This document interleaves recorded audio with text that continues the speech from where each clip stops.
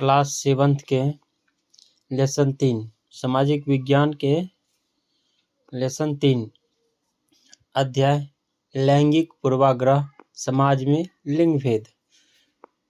अध्याय का नाम है लैंगिक पूर्वाग्रह समाज में लिंग भेद। उन्हीं के कुछ अति लघुतरे प्रश्न हैं। चलिए उन प्रश्नों को देखते हैं। तो पहला प्रश्न है, आधी आबादी का क्या तात्पर्य है? पहला प्रश्न है, आधी आबादी का क्या तात्पर्य है?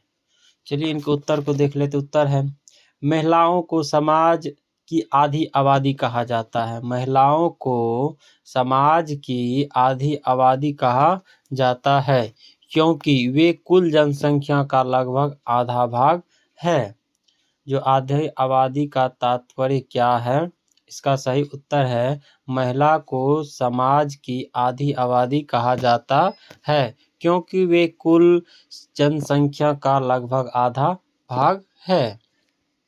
प्रश्न नंबर 2 की ओर चलते हैं। प्रश्न नंबर 2 है, भारतीय संविधान में लिंग संबंधी भेदभाव के बारे में क्या लिखा गया है?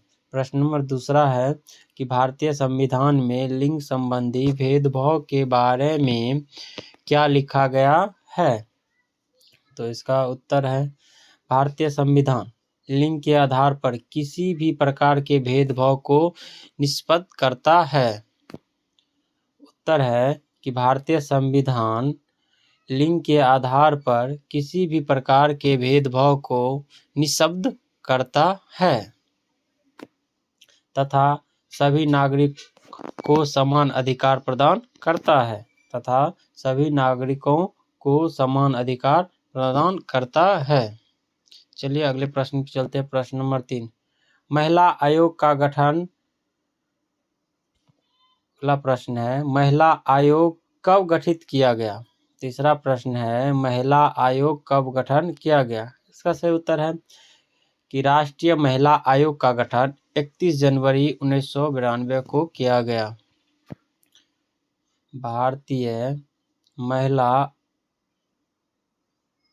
राष्ट्रीय महिला आयोग का गठन 31 जनवरी 1992 को किया गया था।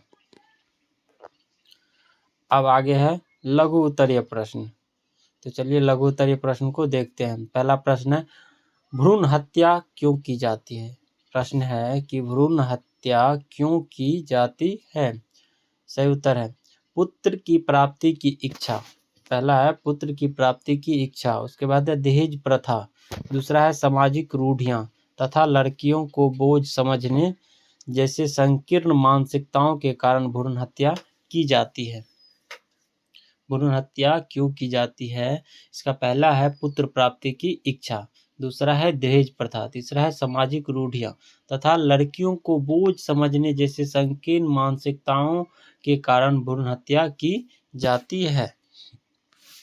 अगले प्रश्न की ओर चलते हैं। प्रश्न नंबर 2, विद्यालयों में बालक बालिकाओं पूर्वाग्रह जन्य भेदभाव के 2 उदाहरण दे।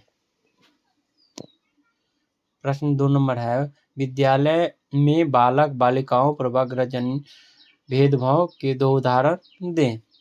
तो चलिए पहला उदाहरण, लड़कों और लड़कियों को अलग अलग कार्य सौंपना। पहला है लड़कों और लड़कियों को अलग अलग कार्य सौंपना। दूसरा है नंबर, खेल कूद एवं अन्य गतिविधियों में लड़कों को अधिक अवसर देना।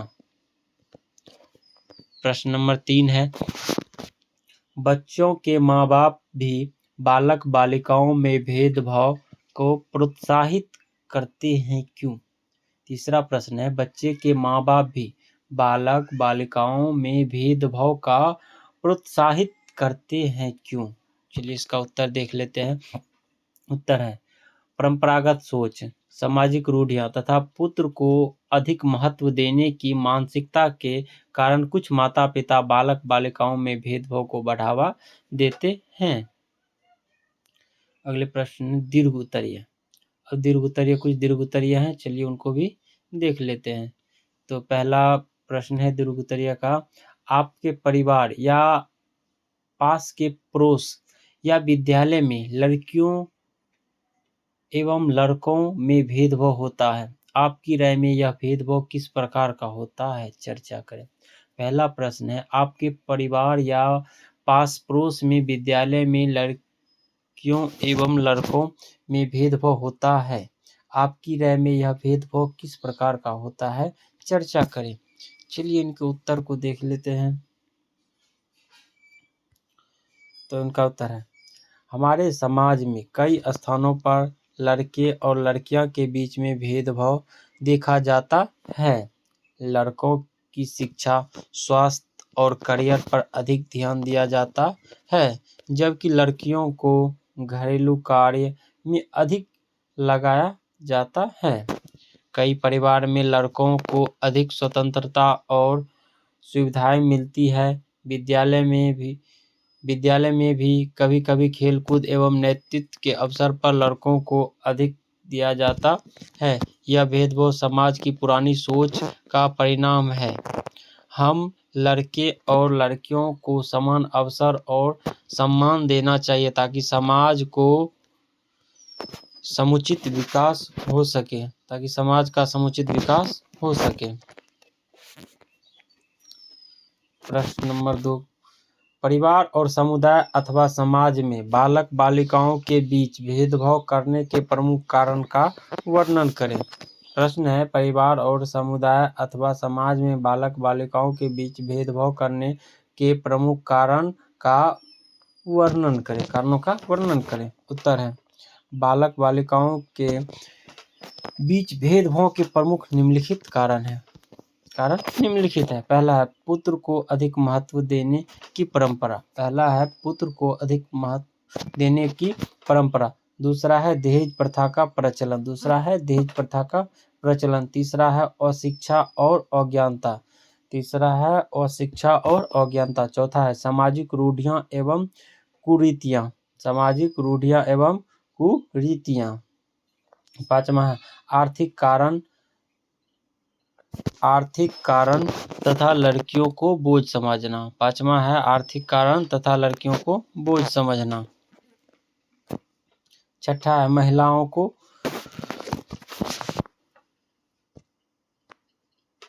छठा है महिलाओं के प्रति नकारात्मक सोच। अगले प्रश्न की ओर चलते हैं। प्रश्न नंबर 3, लिंग की समानता के बिना मानव का सम्यक विकास असंभव है, क्यों? चलिए उत्तर देख लेते हैं। उत्तर है, लिंग समानता के बिना समाज और मानव को पूर्ण विकास संभव नहीं है। जब महिलाओं और पुरुषों को समान अवसर मिलते हैं तब दोनों अपनी क्षमताओं का विकास कर सकते हैं। इसमें शिक्षा, रोजगार, स्वास्थ्य और सामाजिक प्रगति में वृद्धि होती है। इसीलिए सम्यक विकास के लिए लिंग समानता आवश्यक है।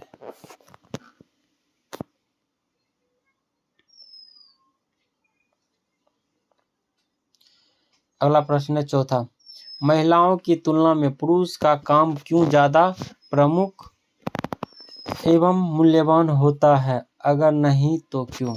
प्रश्न है, महिलाओं की तुलना में पुरुष का काम क्यों ज्यादा प्रमुख एवं मूल्यवान होता है, अगर नहीं तो क्यों? उत्तर है, नहीं, पुरुष का कार्य महिलाओं की तुलना में अधिक प्रमुख या मूल्यवान नहीं होता। समाज और परिवार के विकास में महिलाओं तथा पुरुष दोनों का योगदान समान रूप से महत्वपूर्ण है।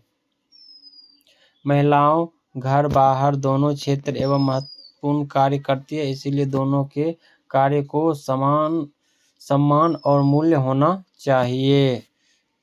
चलिए, अगर वीडियो अच्छा लगा हो तो एक लाइक जरूर करें। धन्यवाद।